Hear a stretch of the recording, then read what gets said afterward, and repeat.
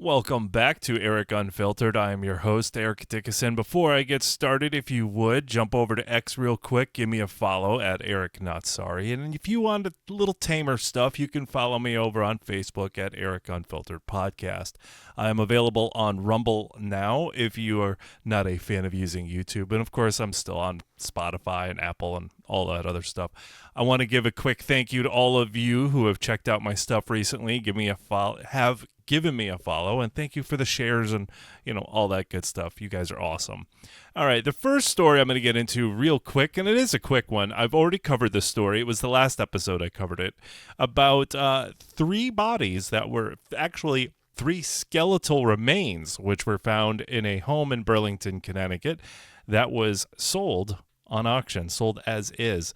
So the new news that dropped was the Connecticut medical examiner has released two of the identities of the three remains, and they have confirmed that two of the bodies were Brian and Sally Ann Cash. They do not have the identity of the third person as of yet, and they still do not have a cause of death as of yet. But the update on that one was, like I said, they have confirmed the identities of two of the bodies as Brian and Sally Ann Cash. Just a wild story there. It's going to be interesting as things unfold. Like, what was the cause of death and who was that other person? It's interesting, but the other tidbit I did hear was the family members of Brian and Sally Ann Cash. I guess Sally Ann started suffering from, it sounds like, agoraphobia, fear of being outside, fear of being around people. So that's where I know I did mention in the my previous episode that they were kind of like shut-ins in a way. But yeah, I guess the family was like, yeah, we had no idea that they moved. So obviously, sad situation there. I chuckle not at, obviously, what happened. The death of people is not something you chuckle about, but I chuckle at how did a home get sold and like nobody checked in. They must have just assumed they just, I don't know, packed and left, but nobody, that's the weird part about that whole story. But yeah, so like I said, that was the update. They found they identified two of the three. All right, my next story, I made a post about this, and some of my friends even contacted me and were like, dude, I didn't hear about this on the news. And I'm like, not shocked.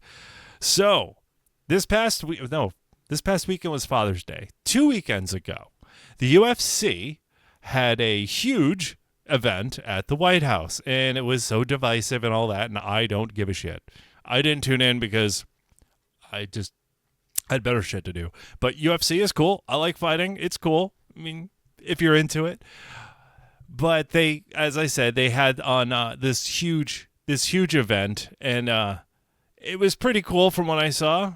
It was pretty wild, and I guess there was 7 TKOs or knockouts or whatever. There was no submissions, which is never happens. So I guess it was kind of a good thing. It was a great thing, actually. It could have not been great had it not been for, well, you could give credit, and I will give credit, obviously, to the FBI, law enforcement, and all of those individuals that were involved in this. However, I give credit to a very astute mom. I don't know her name, and I don't recall if it's in my notes, and it doesn't really matter, but you'll understand why. So on June 10th, 2026, the FBI became aware of a potential threat to the event, the UFC America 250, which involved government officials and attendees, including one of the most famous podcasters, right? A multi-state investigation led to the arrests of 5 men with charges announced by the United States Department of Justice. The group allegedly planned a mass casualty event at the UFC event at the White House. According to authorities, the plot involved explosive-laden drones to strike or create chaos at the event, specifically mentioned as drone bombings over the north side in one of the suspects' statements.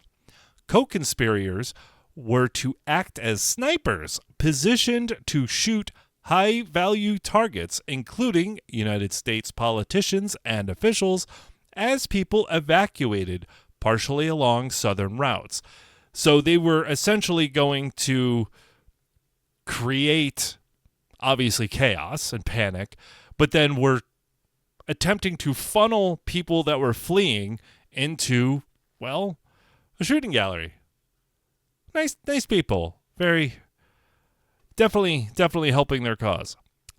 The alleged intent was to target government officials and others attending the event. Discussions reportedly occurred via encrypted signal chats starting around March 2026 on TikTok. I hate that thing. I've never downloaded it. Anyways, with the group referring to itself as Vanguard of the Old and expressing anti-government views. Vanguard of the Old. That sounds like a guild in like World of Warcraft, doesn't it? But then again, I have a life. If you know, you know. All right, one suspect, Tyson Proper, allegedly told investigators he intended to jumpstart a revolution with the June 14th attack. Okay. Okay, pal. Sure. Oh, wow. Arrest and investigation. Fucking revolution. You fucking poser. The FBI and partners conducted a multi-state operation arresting 5 men from Ohio, California, Missouri, and Nebraska. Suspects charged per court documents and DOJ-related reporting. Tyson C. Proper, also referred to Dumbass, is 19. 19. Wow. He is of Danville, Knox County, Ohio. The key figure, his mother. His mother reportedly contacted police over concerns about his behavior, large firearm and ammunition purchases, and online contacts. He was arrested after a police response and reportedly made admissions during a voluntary interview. He faces charges, including conspiracy to commit an offense against the United States, like attacking the country. Wow, dude. Attempted murder of a U.S. officer or employee. Possession of a firearm in furtherance of a crime of violence and related firearm charges. That's good on you, Mom. Way to pay that. That is what I have been talking about here on this channel for years. Get involved in your kids' lives. You still living at home? You could still be nosy. While you're under my roof, it's my rules, right? Got it. All right, the next dipshit, Brian Omar Roa. Oh, and by the way, if I mispronounce any of these names, I don't care. 24 of Calamasa, California. Michael Allen Thomas, 32 of Pinion Hills, California. Daniel K. Eskridge, 32 of Kidder, Missouri. And Abraham Hermoso Alvarez, whatever, I don't care, he's 31 from Omaha, Nebraska. These 5 dumbasses. Wow. The 5 of you, all 5 of you, are going to take over through revolution? The 5 of you? Okay. Okay, champ. Wolverines. Right again, right? Okay, Wolverines never die. Okay, FBI Director Kash Patel stated that the planned attacks were stopped cold through rapid action by the FBI partners and the Department of Justice. The investigation began in the Southern District of Ohio. The event itself proceeded without incident as the plot disrupted in advance. So yeah, my friends were contacted me after I posted on socials of how like there was a terror attack plotted for the UFC event that got foiled by the FBI. They were like, what? I didn't see this. I know.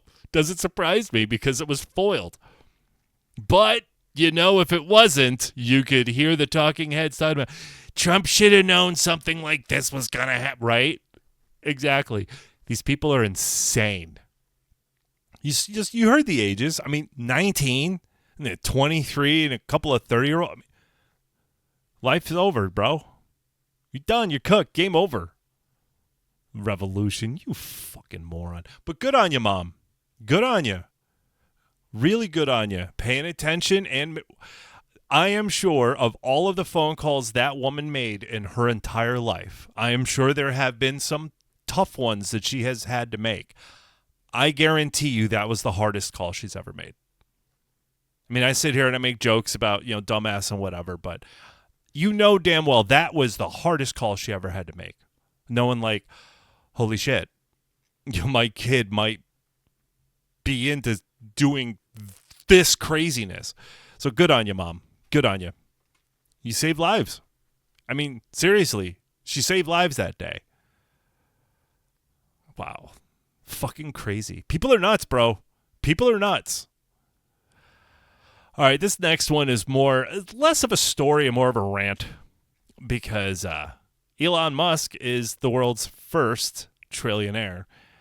And I actually had to add that word to my Word document dictionary. It wasn't there. I had to add trillionaire, trillionaires, lowercase and capital, because it was the red squiggly line, because it's never happened before. But the thing I want to complain about is I saw this post on X, and it was quite funny because this guy's like, my entire timeline is filled with millionaires complaining about trillionaires. And it's quite funny because it's so true. My first thought was, what are you crying for? Like, isn't that the American dream? To come to America and do something, whatever it is, create something, build something that makes you rich, wealthy, successful. Isn't that the American dream? So, okay, Elon Musk did that. He's not alone. There's how many musicians out there? How many baseball players? Look at some of their salaries. Okay, I'm not going to fault them for it. Okay. Boo Shohei Ohtani. Shut up. Boo Beyonce. Okay. I don't like her music, but she's obviously done some shit, right? People like her stuff. Okay. So I'm going to complain about Beyonce and her bank account? Then no, that's stupid. Why am I going to bitch about Elon's bank account? That's stupid. That's really dumb. And again, when I see, it's mainly politicians, and I'm like, y'all worth a lot of money. Like, Elizabeth Warren should not be opening up her mouth about anybody when it comes to finances. Or Pelosi, for that matter. Okay? Anybody in government. Because if y'all got more than, 17 cents, you got more than me. So shut up. And then, let's see, what do I have on my notes here? I'm like, yeah, and they all cry about him. And and it's like, why? Because you're not him. That's why you're complaining. You're just jealous. You're just like uber jelly. That's exactly what it is. You're not him. Well, guess what? Neither am I. And he's built some kind of cool shit. He's been able to give internet to pretty much anyone on the planet within hours. So I think that's pretty cool. Yeah, the spaceships and what's yet to come. There's a lot of shit this guy knows. I can't imagine what his mind is like. I wish I knew. But boo, because he uses his intellect to tell people that also have intellect and works with other intellectual people and engineers, I have this idea, let's bring it to life. They bring it to life and people are like, fuck yeah, take my money. Ooh, boo him. Shut up, loser. You're just jealous. That's exactly all it is. You are just green with envy. That's all it is. That's all it is. And then I've had people say to me like, well, do you know what he should do with his money? I know exactly what Elon Musk should do with his money. Do you know what he should do with his money? Whatever the fuck he wants to do with his money. It's his fucking money. Well, don't you think he should shut the fuck up? That's what I think you should do. Do you want me to tell you what to do with your $27? No, so shut the fuck up. Oh, well, he's got a lot of money. You're right, he does. It's not your money to dictate what gets done with it. If he wants to hoard it all and be all greedy, fuck it. It's his money. If he wants to literally give it all away, fuck it. It's his money. Who are you to decide what he does with the shit he earned? And it's funny because I hear a lot of this shit, not just the politicians, the millionaires and billionaires. Oh, wait. Sorry, Bernie. It's just millionaires. Or no, sorry. It's just billionaires now, right, Bernie? Okay, you fucking commie. But it's not just those wealthy people where I'm going like, yeah, you make more in 1 year than I make in a lifetime. So, but I hear it from people that always cry poor.